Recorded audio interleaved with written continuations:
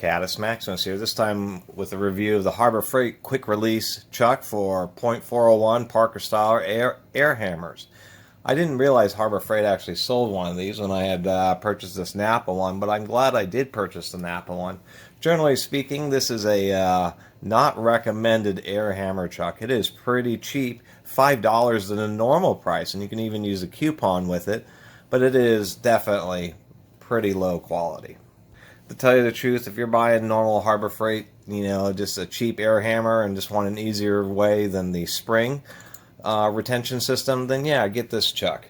If you have anything that's nicer, no, this thing definitely won't hold up. There's actually one other YouTube review, kind of hard to find on this particular item, and that reviewer had issues with his, and so there's just a huge difference. This is 5 times this Napa one, the Chicago Pneumatic. These are like the nicer quality Taiwanese air hammer chucks. 5 times the build quality, easily. There's a variety of reasons that you shouldn't really buy this. Starting off with the part number 66621, it has the number of the beast. So right off the bat is a no-go. I'm going to buy the marked Harbor Freight tool so that I will commit the sin so you don't have to. Here's another example. Let's see if we can't read that. Well, it says 0, 283 grams. If we compare to the Napa one, 337 grams. So that would be just the first evidence.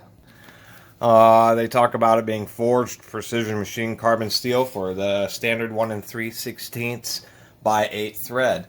This may be compatible with the strangely shaped U undercut spring compatible threads, but it is not actually compatible with what is a straight up 1 3/16 by 8. When we thread it on, it doesn't thread on straight like that Napa one did. And why is that? Why does it start going on crooked? Well, it turns out that they're using a wrongly sized or inappropriately sized snap ring there. And the little tabs of the snap ring are actually protruding out into where you thread it. So it may work with those spring compatible threads, but it's not compatible with just straight up V threads.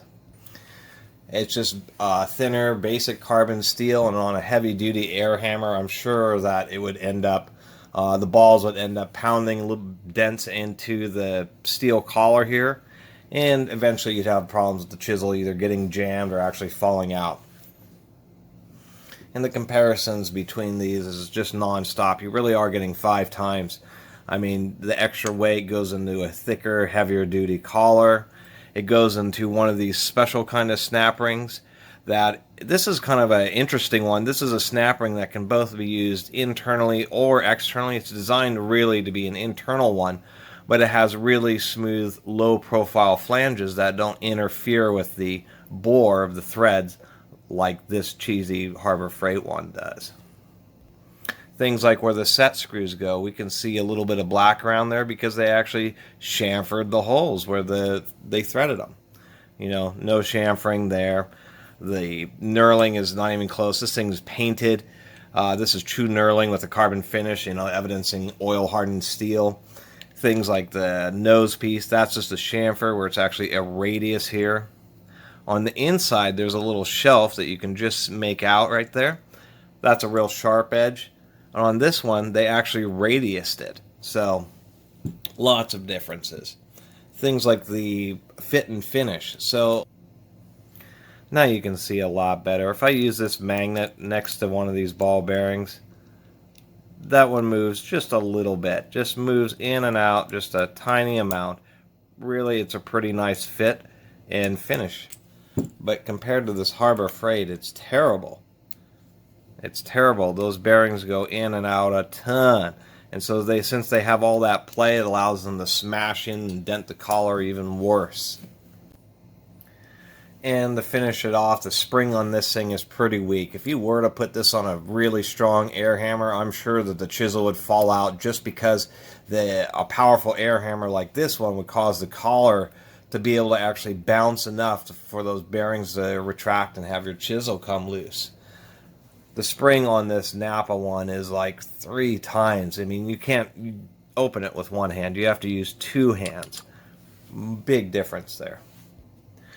So anyway, I generally recommend against this just because it's, I talk, a lot of Harbor Freight tools are fine, or some are even really good quality for the price, but this just isn't one of them.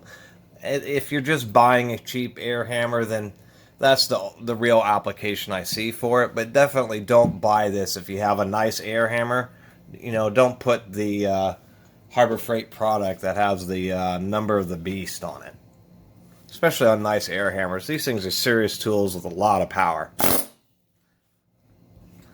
This is not going to withstand that level of abuse for very long. Anyway, I really appreciate everybody watching and subscribing. And if you haven't subscribed, please do. Until next time, Catus Maximus out.